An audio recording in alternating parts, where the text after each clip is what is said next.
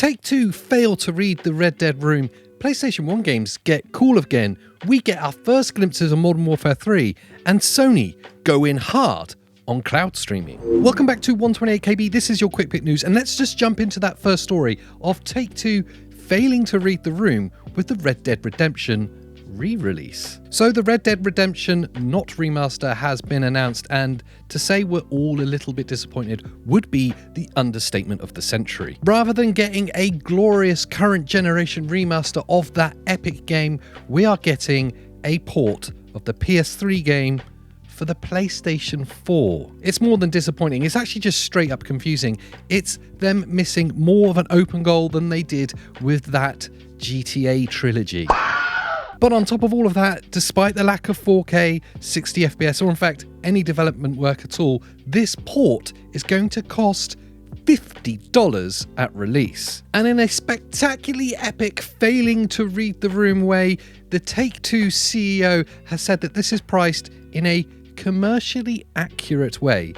Who that's commercially accurate for, I can only assume is Take-Two, because it really just seems like an absolute money grab from them. This release could easily go down as one of the most disappointing of all time, but then again, there's stupid people like me that will probably still go out and buy the damn thing. You're dumb as a mule and twice as ugly. And onto the news that PlayStation 1 games have just got cool again.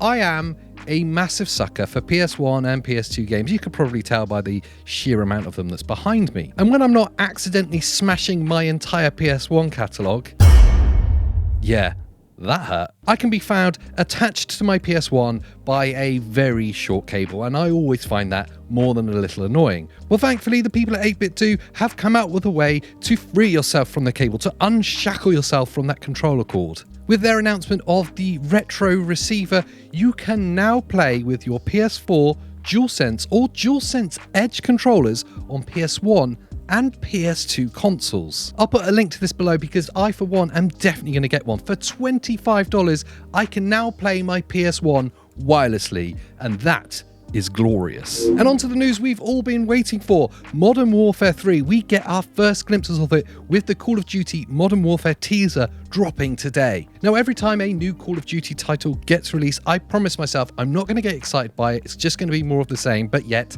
here I am, excited about it again. Of course, this is just a teaser trailer, it doesn't show a huge amount. We get a full announcement of this game on August the 17th, so that's about a week to wait, and I, for one, can't wait to see more from Modern Warfare 3. And finally this week, we get the news that Sony is going in hard on cloud streaming. The beta test has been rolled out for a few select and lucky players that will allow you to stream PS5 games on your PS5 console at 4K. Now, this is really exciting. Now, we've seen all sorts of leaks and news out there about their new server architecture, Project Kronos, that allows 4K streaming of PS5 titles. And in amongst all this news, we're also hearing of emulation of PS3, PS2 and PS1 streaming on this new server architecture. In of itself, 4K streaming of PS5 titles is pretty exciting, but can you imagine if the full catalogue of PS3, 2 and 1 games will also be available? Now, it's very unlikely that that full library of games will be made available to stream, but, you know, a boy can dream.